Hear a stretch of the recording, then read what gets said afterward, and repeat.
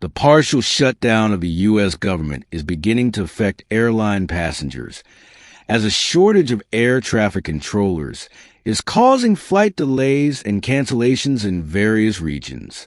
Here is an explanation of the causes of these disruptions and why the end of the government shutdown may not necessarily resolve the problem.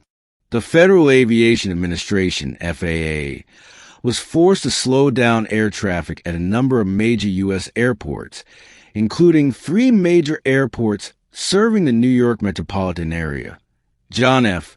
Kennedy International Airport, LaGuardia Airport, and Newark Liberty International Airport, due to a shortage of air traffic controllers.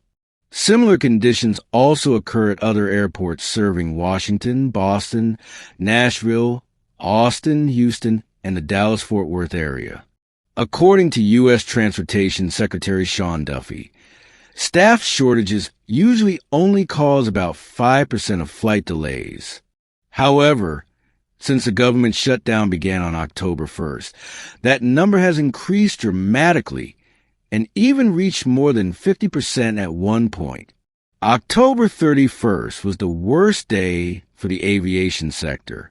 The FAA reported that half of the 30 busiest airports in the U.S. were understaffed, while nearly 80% of air traffic controllers in the New York area did not show up for work. During the government shutdown, funding for federal agencies was suspended, and most employees did not receive their salaries. Some workers, including air traffic controllers, were categorized as essential personnel and were required to continue working without pay. Under a 2019 law, employees will receive their full salaries once the government reopens, although President Donald Trump has mentioned the possibility of blocking back pay for some workers. In situations like this, the number of absent employees usually increases as the shutdown continues. A similar trend was seen among Transportation Security Administration, TSA, officers who handle airport security.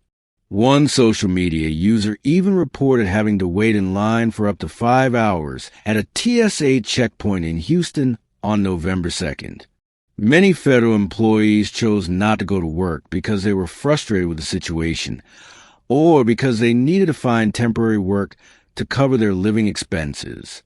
Others were unable to pay for childcare, so they were forced to stay at home.